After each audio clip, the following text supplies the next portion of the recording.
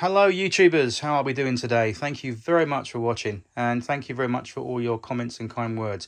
Don't forget to hit the like and subscribe button when you finish watching this video, and I hope that you enjoy it today. Thank you very much wherever you're watching in the world, in the UK, overseas. I'd love to hear which city or country you're watching from.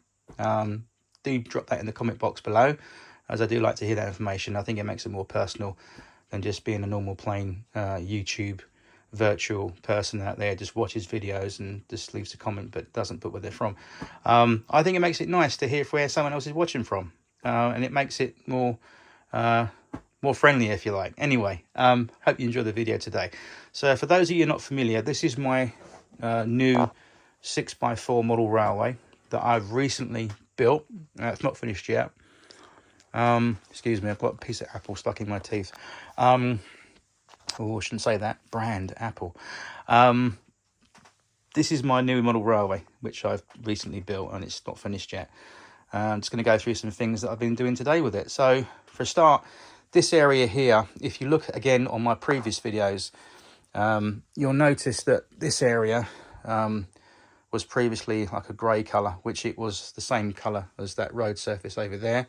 I used the same paint, and I just painted in a bit of a road sort of style there and there, leaving that pond smack bang in the middle. It just didn't look right. So today I thought, you know what, let's blend that in a bit more with some grass material, and that's exactly what I've done. So I'm just waiting for that to dry a little bit longer, and then I'll vacuum that off.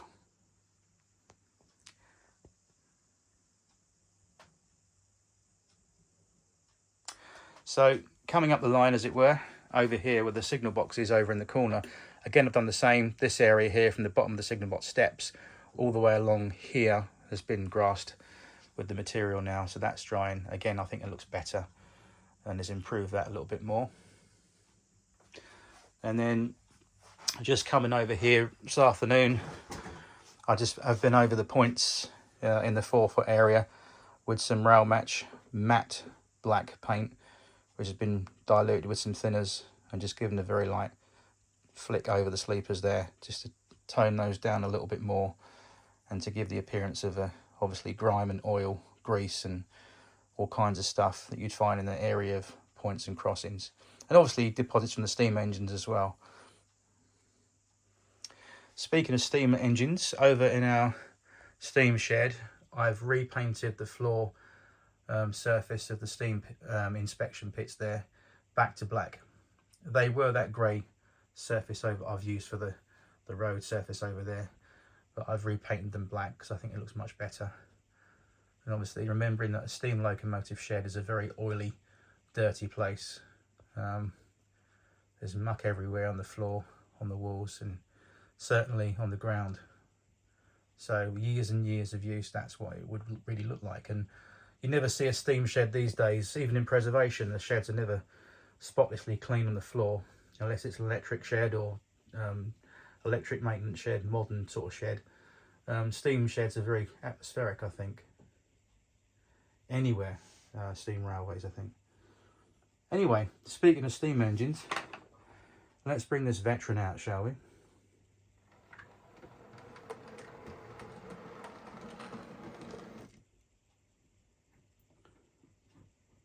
He says, come on, be good. There we go.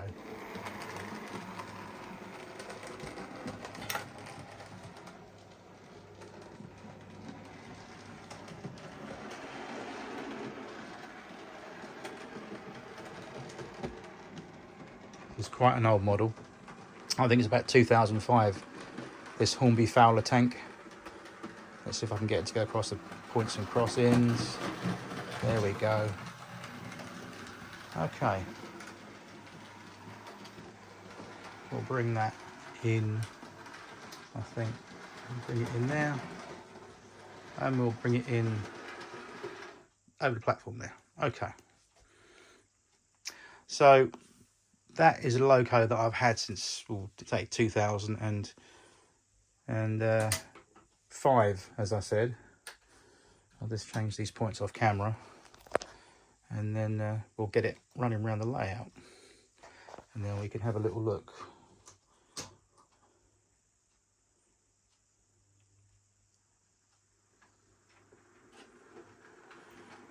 I did give it a clean service today. Ooh, a little bit too fast. Easy, easy.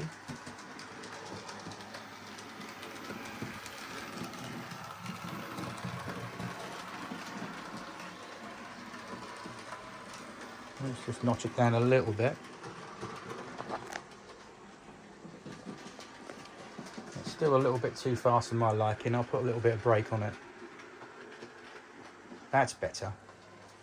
That's much better. Here she comes. That's more like it. And this is a Hornby, as mentioned, Fowler tank engine. This is one of the older tooling locos that I've got compared to the new ones. I think this year they're bringing out the same loco again in the old LMS crimson colour, which came out in about 1978, 79, which I've also got an example of. And I gave it a clean and service. It hasn't run for about a good 4 years at least. So today I just stripped it down in terms of taking the body shell off, put some hobby lube on the gears, oiled and cleaned everything, pickups, wheels, and yeah, she runs all right. The magic of live YouTube. Go on, get in there.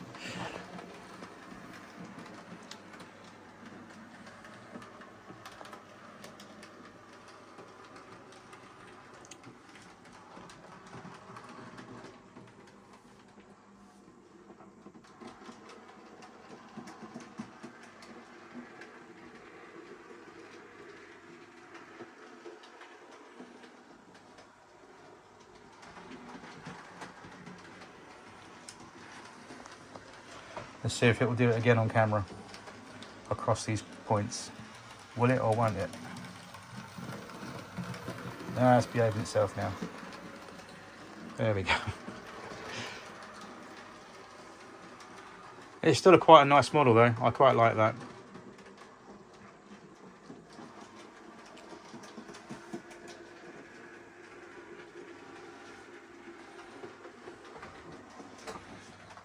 Ugh.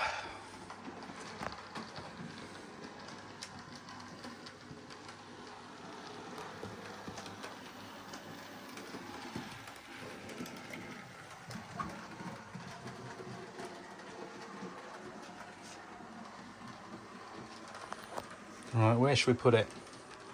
I think what we'll do is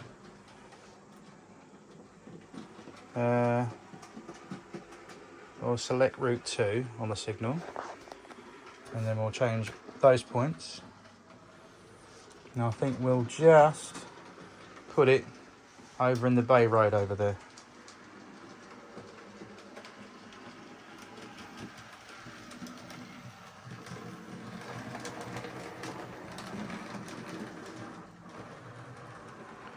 Bang. Okay, that wasn't too much trouble, was it? He says. Right, what else are we going to do today? Well, I think what we'll do is we'll have to bring in, or bring out, should I say, that B12 over there with the little East Angling Suburbans, I think. We'll just make a few adjustments. Open those switches. Give the appropriate stick. It's all manual in this layout, which I kind of like. It's like playing trains, which is exactly what I'm doing. Right.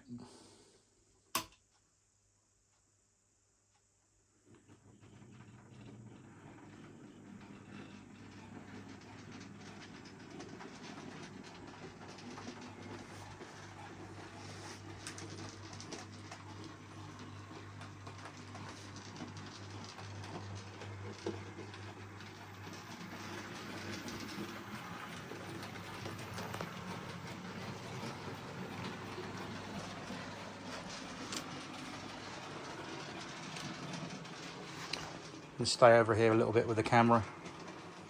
Give a different angle, eh?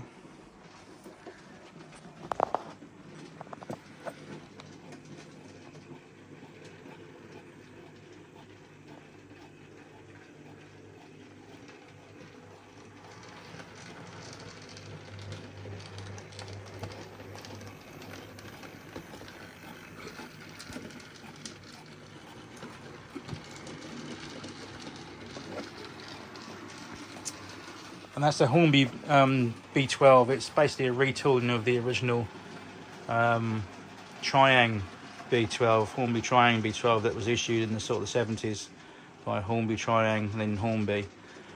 This is a little bit more up-to-date tool.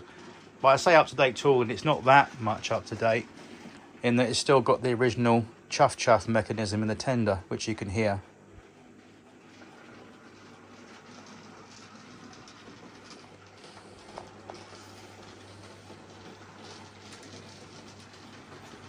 It's still quite a nice little engine there. I got this off of eBay. Came as an unboxed item, but really quite a nice run. I've never had any problems with this from day one. I've hardly cleaned and serviced it. When I say hardly cleaned and serviced it, I mean I've hardly had to do that much on it in terms of cleaning, just a general wheel clean. It's got lubrication on there, although I think last week I did put some hobby lube on the gears just to help it along a bit more further. But as you can see, it's quite a sweet runner.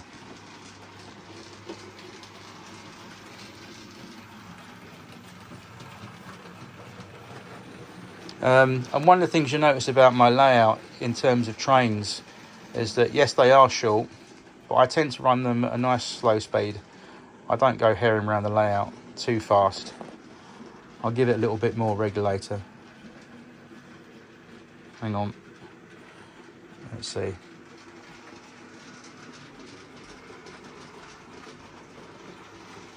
There we go, just a tad more, not a lot.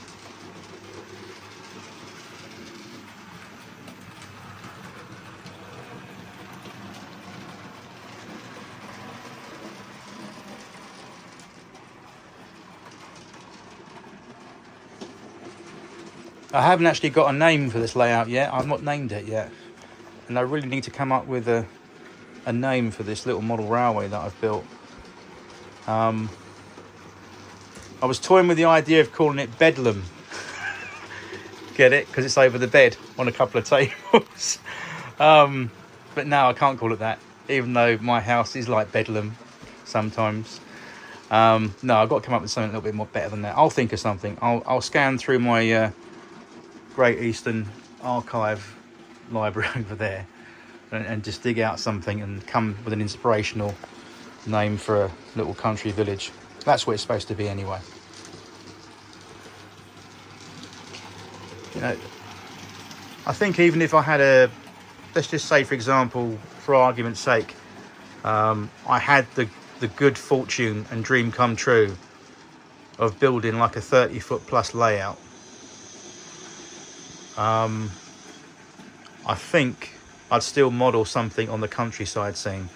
Some people like to model suburban layouts, inner city layouts and modern image layouts. I've always been a country person myself, because having grown up in the city all my life, having rarely got outside into the country, only now and again, when you do go, it's lovely to see fields and trees and little country villages. And one of my favourite country places in the UK to visit is Norfolk.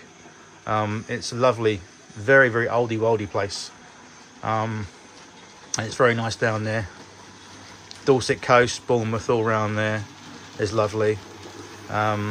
Cotswolds. But yeah, I do like the country. It's lovely. You can't beat it. Fresh air and just getting out the city. So if you can't get out the city, you can always build something where you can go to the country, if only in your imagination or in miniature, which is what I try and do here. Just imagining myself 4mm scale sitting by this duck's pond with the cows, relaxing.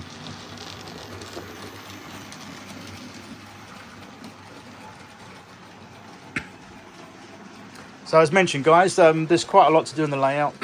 Excuse me.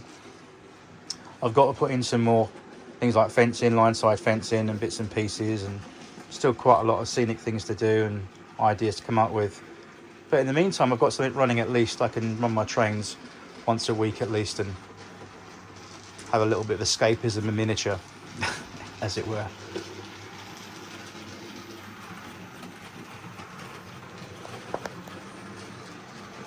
Right, what's the next move? I think what we'll do is we're gonna go pick up those goods wagons in the loading dock there. They're ready to go, so we need to get those out. So again, I think we'll select the services of the good old J15.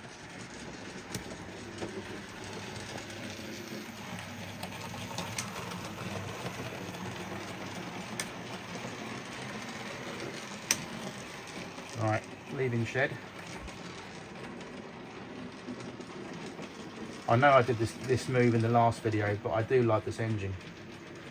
I use it for quite a lot of my goods train movements because I just like it. And it's just the perfect little engine to use. Whoop, wrong switch. That's what happens when you're trying to keep an eye on the camera and an eye on your frames at the same time, what you're doing. Right, let's go pick these up.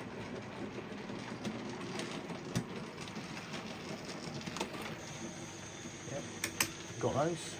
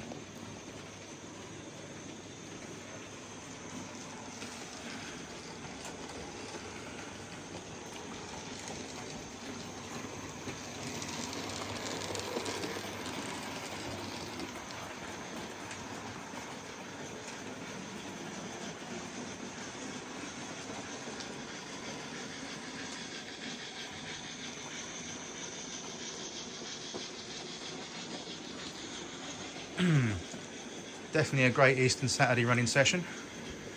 B12 and track 1 and the little J15 on the goods.